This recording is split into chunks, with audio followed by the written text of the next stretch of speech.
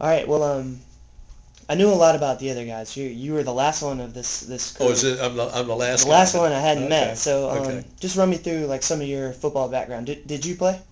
I played. I grew up in New York, in Westchester County, a little town called Ossining, which is on the Hudson River. Okay. Sing Sing Prison's located there. All right. Well, I went to UConn Okay. and played at UConn in the early '60s. Okay.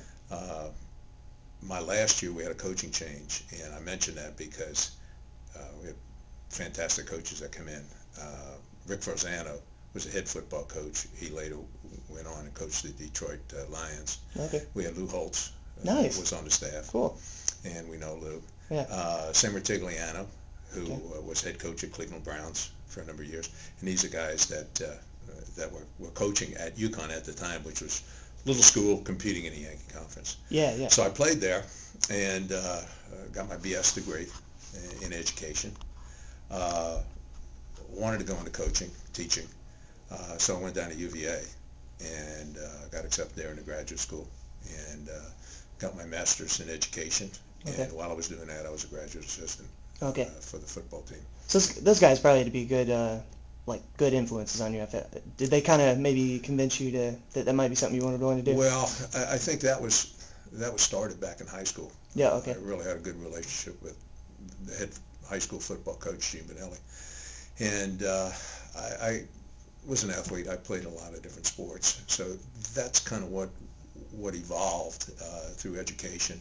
I'm basically a teacher. I mean that's my background.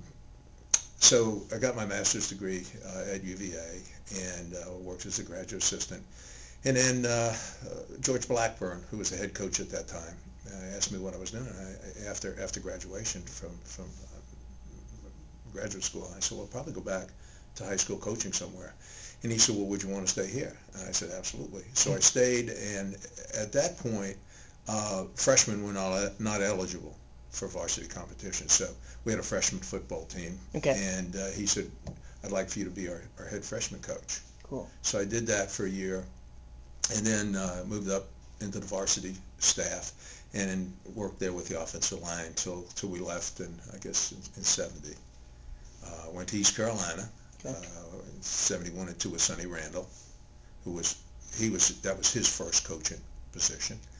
So I worked there for 2 years, and then left and went to Duke for '73 and '4. Worked with Mike McGee.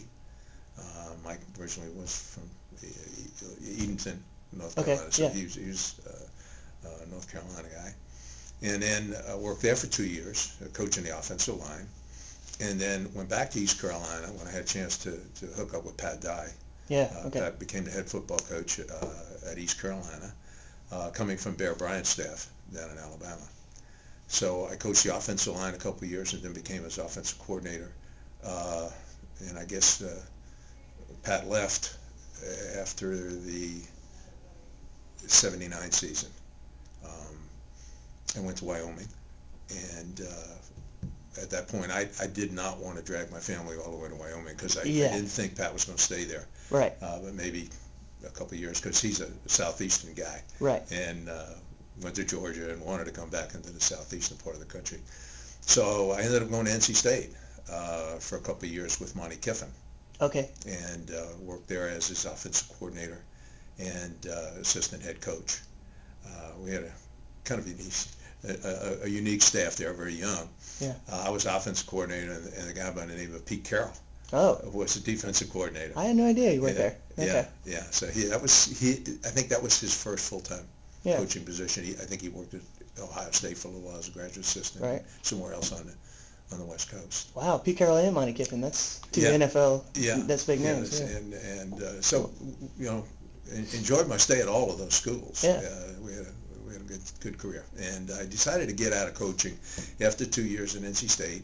I have two sons of my own, and they were getting the age where they really needed some more parental guidance, and I wanted to be involved with them more as they grew up. I was spending more time with other young men than my own. So I decided to get out and go into business, get out of coaching. Yeah. Okay. And I wanted to talk to you more about that later. I Sure. thought that was an interesting thing on your resume. You know, a lot of these guys have football guys their whole life, and I thought it was, you know, it was intriguing that you made that switch. Yeah, and the job that I went into at that point, the similarities, when we talk later, the similarities of what I did as a field regional manager and what I did as an offensive coordinator or football coach for 17 years was so similar. Yeah. It's scary. It really is. Just less tackling dummies. Yeah. I mean, but the root of what you did Yeah. was basically coaching. Okay. All right. Well, I got a vein of Okay. question for that, but hold on, let me. How did you find out about Brunswick County? What got you to move down here? Well, you know, living in Charlotte, Right. Okay. That's where I was located from a business perspective once I got out of coaching, and we would come down this area. Ocean Isle was our beach. Okay. That we went to in the summer, Mhm. and so I was familiar with the area too in recruiting. I worked quite a bit in recruiting in the eastern part of the state, so I was Right. familiar with Wilmington and the surrounding areas. And I guess what drew us was we were looking to retire, and my wife and I are both active people. And when we uncovered St. James Plantation here in Southport, it was a natural. I mean, they had all the amenities and things that we wanted to take advantage of with golf and physical fitness and beach, and the amenities are fantastic, and a good group of people there too. Yeah. Of course, we had our youngest son and daughter-in-law and one of our grandsons living on Carolina Beach. That helped too. Oh, okay. I had no idea. That's good. That's good. All right. Well, I mean, one thing I wanted to talk to you a lot about today was recruiting. I know you did a lot of that as a high-level assistant coach.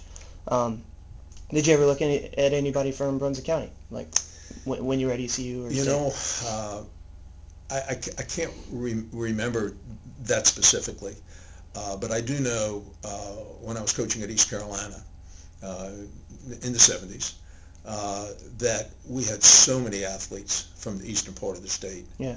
And I think when you think back to the 70s and what East Carolina meant, East Carolina University meant to the people in the eastern part of the state, I mean, that was the highest compliment that you could get was from those people and the way they looked at East Carolina University.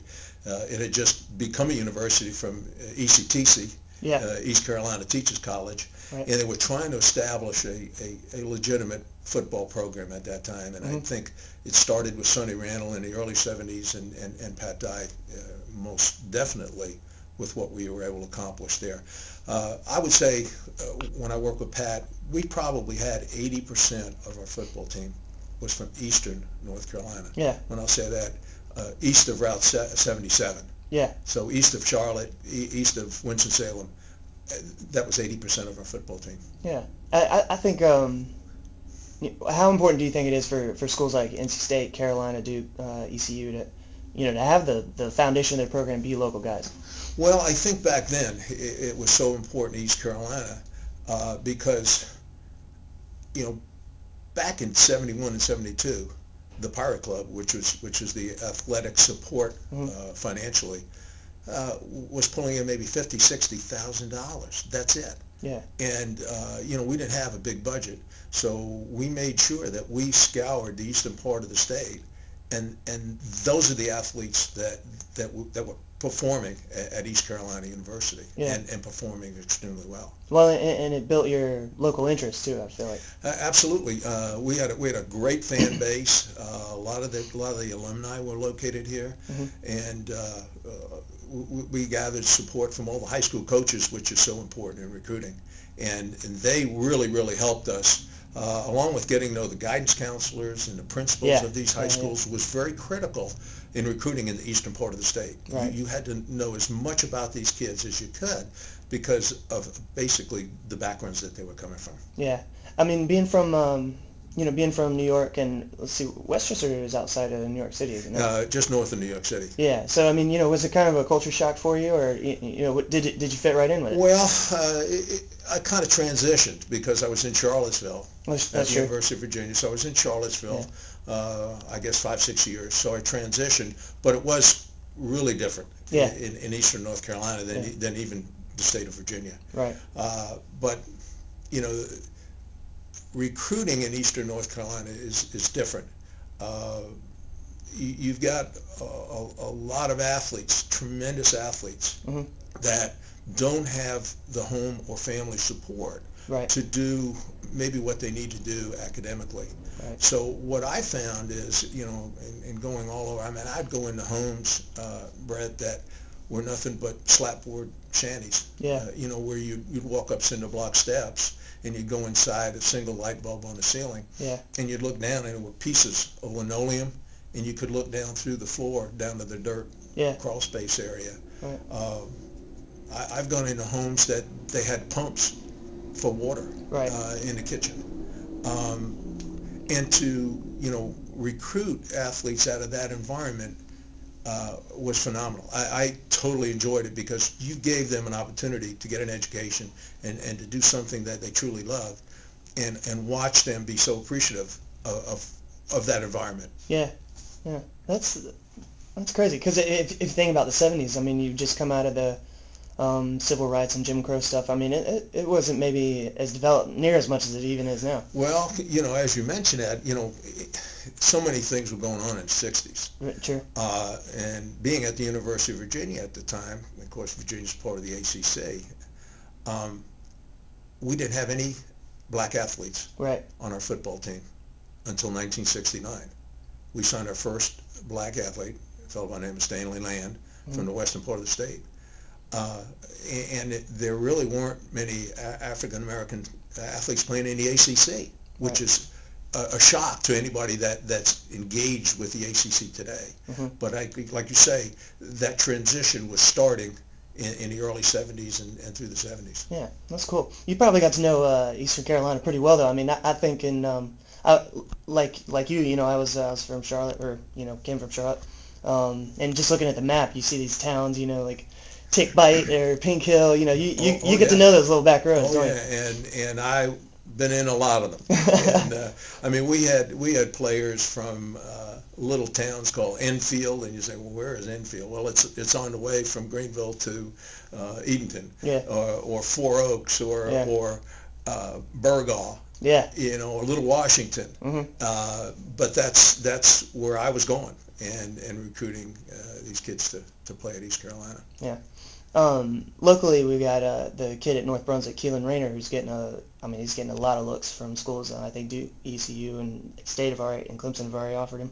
I talked to him last week. He spent all summer going to camps and making visits, and basically it was kind of like, it was almost like speed dating, you know, what he was doing. He's spending, you know, 3 days at one school, 3 days at another school, and you guys didn't have the opportunity for that kind of interaction, though, did you? No, and you know, which put a big burden on college coaches back then, because you were extremely limited in what you could do or couldn't do, basically couldn't do, in trying an athlete out. Right.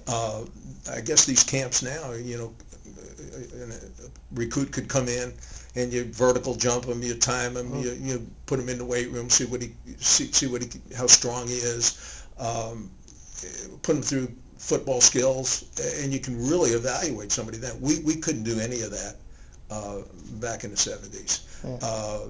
The best you could do was watch him play, watch tapes at that time, and talk to a high school coach, and try to evaluate them that way.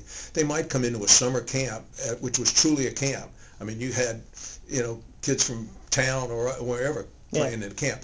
We never were in these combines. We never had access to any of that, or the one days where you could really truly evaluate an athlete. Yeah. Were those illegal, or did they just didn't have them yet? I would assume they were illegal. Otherwise, they would have been out there. Yeah. But we did the best. I mean, so many of these athletes played 3 sports. Mm-hmm. You know, ran track, played basketball, and you try to go around and see all of that to get a real good evaluation as to how that kid would perform. But even more important, in the eastern part of the state, like I said before, is to really get to know the high school coach, the counselors, and the principal, because you really wanted to evaluate the character and whether this guy was really going to stick with it and work hard to do what he needed to do academically as well as play football. So that was critical. Right.